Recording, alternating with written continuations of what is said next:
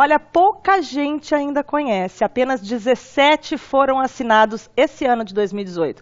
O documento evita que relação seja caracterizada como união estável após o término. Hoje, o nosso bate-papo com a doutora Elisângela Sócio Ribeiro, advogada especialista em direito de família, é sobre contrato de namoro.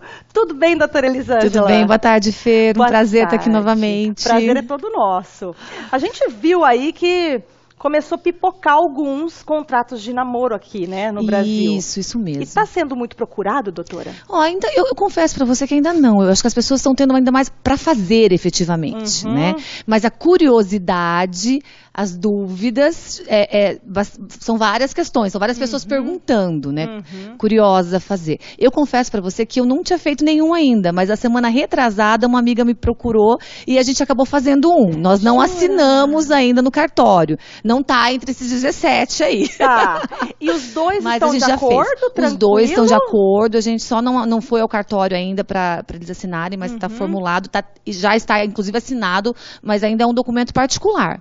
Tá. Porque essa é uma situação também do contrato de namoro, né? Que pode ser particular ou público, que é por escritura pública. Então vamos falar do contrato, então, do contrato de namoro. O que é, como é que é o contrato de namoro? Então, o que é o contrato de namoro, né? Então, são duas pessoas que têm um relacionamento amoroso, que a gente dá o nome de namoro, né? Popularmente, a gente dá o nome de namoro, e elas querem fazer esse documento para quê? Para afastar a questão da união estável. Por isso que surgiu o contrato de namoro. Por que antes não existia e agora existe? Porque os namoros tornaram-se mais íntimos, vamos dizer assim. Os nossos relacionamentos hoje de namoro são muito próximos de uma união estável. Né? As pessoas hoje não namoram. Antes a gente namorava de um jeito diferente. Hoje em dia as pessoas namoram, mas muitas vezes moram na mesma casa. Verdade. Não é? Ou viajam dorme juntos. Metade da semana na casa. Não é? Isso Acaba mesmo. comprando, fazendo compra do mês junto na casa. Isso. Aí vai pra casa da mãe, Perfeito. dorme 2 dias lá, volta. Perfeito. Às vezes chegam a comprar um apartamento enquanto estão namorando, visando um casamento.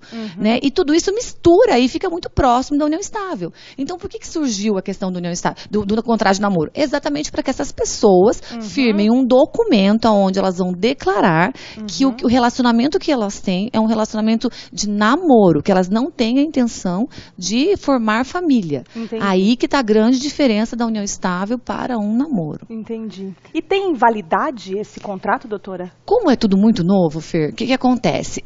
A jurisprudência ainda é bem relutante a isso. As decisões que eu já vi sobre isso não reconhecem o namoro, o contrato de namoro. Mas na doutrina, em muito se defende. Por quê? É um objeto lícito, na lei não está proibindo que você faça um contrato de namoro. Porque contrato, você pode contratar tudo aquilo que é lícito. Você estabelecer um contrato de namoro dizendo o tipo de relacionamento que você tem, não é um objeto ilícito, então teria validade. As pessoas estão usando do seu livre-arbítrio e da sua autonomia. Sim. De declarar aquilo. Então, eles defendem que há validade. Agora, qual que é o grande fundamento daqueles que não entendem que não vale? É quando você faz um contrato de namoro para disfarçar a existência de uma união estável. Ela já existe e você está querendo dar um jeitinho, né? Entendi. Então, assim, as pessoas defendem. Aqueles que não concordam com o contrato de namoro, entendem isso. Entendem assim, não. Esse contrato de namoro, ou você namora ou você é união estável. Aquela coisa do namoro qualificado que a gente ouve falar. Então, daí vem mais essa situação ainda. Esse termo qualificado foi o STJ em um determinado julgamento que fizeram, que deu esse termo. É aquele namoro bem íntimo. Aquele namoro que as pessoas chegam a morar junto, chegam a ser padrinhos às vezes, de uma criança juntos. Entendi. Sabe? É um namoro bem íntimo, mas que não tem a intenção de formar família. Então, aí está a diferença para a união estável. Porque o que é união estável? É uma união entre duas pessoas, né, que hoje em dia pode ser inclusive do mesmo sexo, né, contínua, pública e duradoura. Antes da Constituição, ela falava teve uma lei, quando veio, começou-se a estabelecer as regras para a união estável, começou-se a legislar sobre a união estável, ela exigia tempo, né, existia aquela história de 5 anos, ou prole.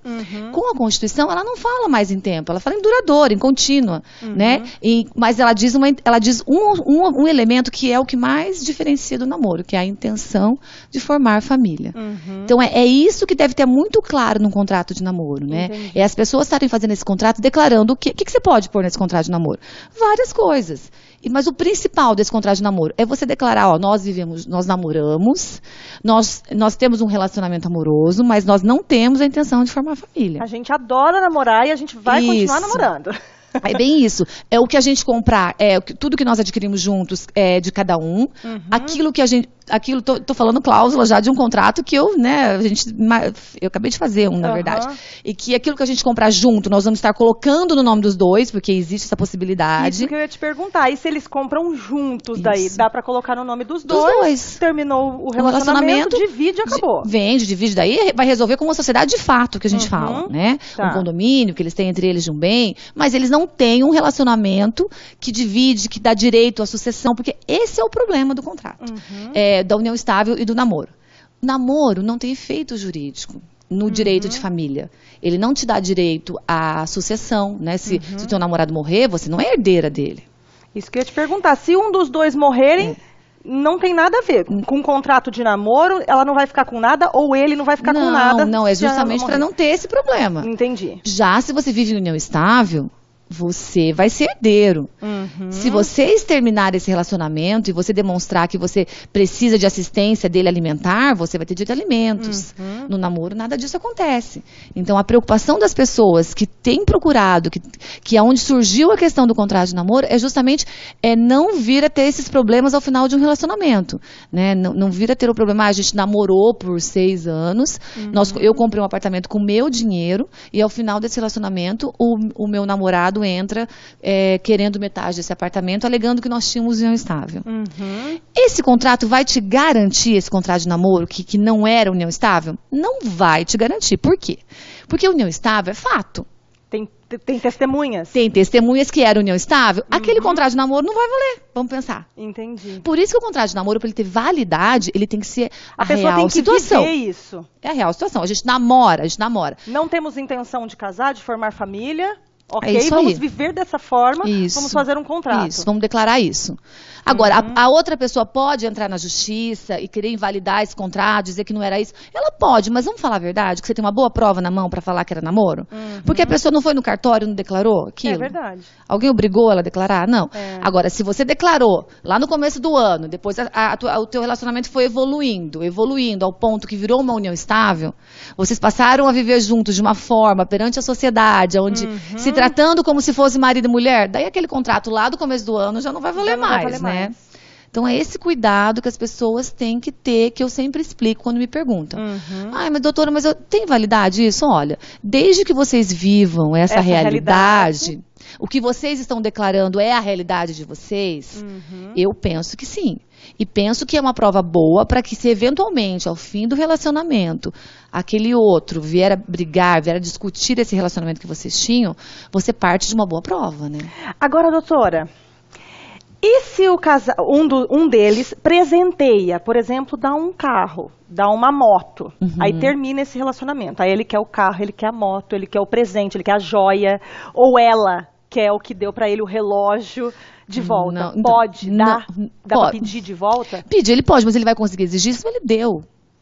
Não é, gente? Ninguém forçou doação, ele a ninguém nada. Forçou ele dar, não forçou. Ou ela. Né? Então, assim, se deu de papel passado, como dizem por aí, não é? Tá. Ou a joia, deu a joia, é posse dela, ele não tem direito de exigir isso. Ela pode devolver se ela quiser, se ela sentir isso, de querer devolver, ou ele querer devolver. Mas cobrar de volta, não. Tá. Agora, se eles compraram um apartamento juntos, vamos pensar, e não tinham contrato de namoro. Não era união estável, não vão conseguir configurar a união estável, porque a união estável tem toda uma questão de prova, né? Eles podem, como é que eles vão resolver isso? A pessoa vai sair no prejuízo? Não, a pessoa vai ter que discutir isso, mas não na área de direito de família. Entendi. Ela vai ter que entrar na área civil, demonstrar que existe uma sociedade de fato, que ela contribuiu para comprar aquele apartamento, e então ela buscar metade daquele apartamento, né? Ou a proporção que contribuiu. Tá. Por isso que o contrato, às vezes, ajuda, né? Já é uma prova a mais de que, né, existiu tudo isso. Entendi. Tem uma pergunta que chegou Pode aqui no lá, meu ponto. vamos lá. Um telespectador que namora há 1 ano, é telespectadora, Tati, e todo final de semana o namorado vai para casa dela. Tem até roupa dele na casa dela. É legal ela fazer um contrato de namoro ou já parte para uma união estável? Como é que é? Então, é bom que eles estão juntos ainda, vivendo juntos, para estabelecer o que eles pensam. Eu acho que a primeira coisa é conversar com o parceiro. O que você pensa? Nós temos o quê? Porque também só de final de semana, às vezes, já configura união estável. Como é que eles, o que eles estão pensando? Eles já estão vivendo um casamento ou eles pensam em viver um relacionamento? Né? Se eles pensam ainda, eles são namorados. Então, penso eu que ela poderia fazer um contrato de namoro. Agora, não, a gente já está vivendo junto, a gente está construindo as coisas juntos, nós já estamos caminhando junto. Então, vai lá, faz um contrato de união estável, estabelece regime de bens, faz as regras necessárias para esse relacionamento, para não ter erro, né? Mas aquela questão do namoro qualificado mesmo. Quando a decisão que originou esse termo namoro qualificado é uma decisão onde eles moraram juntos fora do país uma época. Nessa época, eles eram namorados, moraram juntos porque era uma necessidade deles, porque ele foi trabalhar e ela estudar, e por necessidade foram morar juntos. Mas eles eram namorados, eles tinham a intenção de casar no futuro, então eles não tinham intenção de família naquele mesmo morando momento. Juntos, mesmo olha que morando engraçado. juntos. Entendi. Entendeu? O que vale, então, é a intenção mesmo. E que é muito subjetiva e que é difícil de provar. Por isso que esses contratos são viáveis. A união estável precisa de contrato para configurar? Não precisa de contrato. Só que se você não faz um contrato de união estável, vai regir as regras legais. Você não escolheu regras.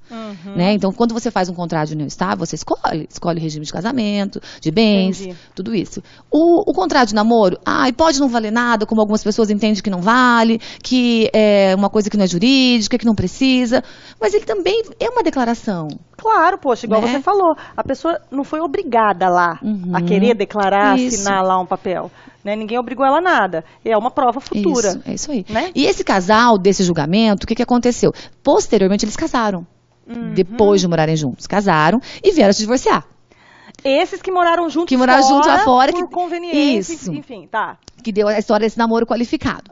Daí, quando eles se separaram, eles dividiram tudo que tinha de dividir. Certo. Mas a mulher veio depois questionando a existência de divisão desse apartamento anterior ao casamento, que era do período que eles namoraram. E daí que veio essa tese, né? Veio essa tese de, não, esse apartamento a gente não vai dividir. Por quê? Esse apartamento a gente comprou antes do nosso casamento, o regime de casamento que a gente escolheu era comunhão parcial de bens daqui pra frente, então pra trás não é.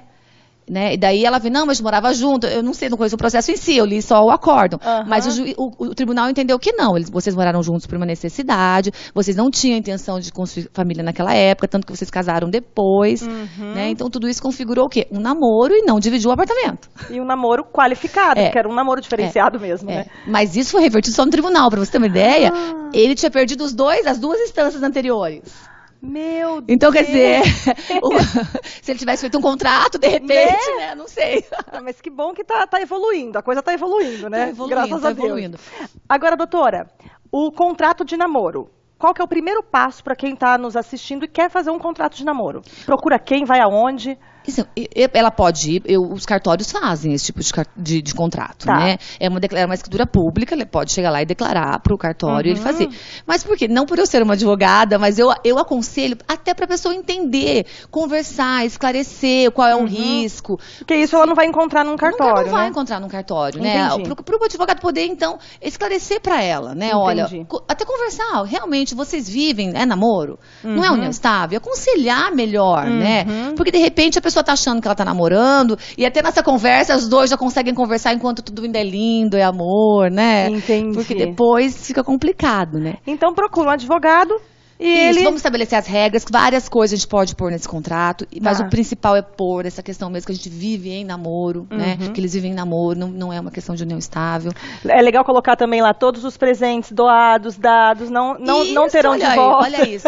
Não é? Então só põe todos os detalhes, gente, pra não ter problema depois. Isso, até de cachorrinho, viu? Outro dia eu vi um. Verdade, a gente até falou de guarda esses dias, né, de animal. Colocando já que, olha, se você vai me dar um cachorrinho, se você me der um cachorrinho, o cachorrinho vai ser meu depois, você não vem aqui tomar meu cachorro. Não, gente, tudo que é combinado, é aquele ditado, né? O combinado não sai caro. E não mais vai dar dor que de cabeça isso, no futuro. você pode até colocar uma cláusula dizendo que se esse relacionamento evoluir e virar uma união estável, você já colocar o tipo de regime que você quer. Aham, Eu penso legal. muito que dá pra gente fazer isso. Claro que depois o ideal é você ir lá e fazer um contrato de união estável, estabelecendo claramente. Mas tudo isso são declarações de vontade que na hora da discussão, de uma eventual briga, certo que no meio de todas as outras provas o juiz vai considerar isso. Né? Perfeito. Então, doutora, para finalizar, eu sei que a gente não pode falar preços aqui, mas é muito caro fazer um contrato de namoro? Não, porque se você quiser, você pode fazer particular, inclusive, né? Você vai pagar o auxílio do advogado, conforme cada um cobra os seus honorários. Mas se você quiser fazer uma escritura que vai ser uma escritura de declaração num cartório, né? Para ser pública. O preço de uma escritura de declaração no cartório. Exatamente, que eu não Perfeito. vou saber te falar. Não tem problema. Mas só pra gente saber e ter uma ideia, né? É isso aí. Doutora Elis, muito obrigada. Imagina, Sempre um prazer te receber aqui. Prazer é meu. Tanta coisa pra gente falar, né? A gente vai falando, gostoso, conversando. Estou à disposição. Obrigada, viu? Bom feriado, Obrigada, restinho de feriado, bom final de semana. Obrigada, um beijo. Obrigada, beijo.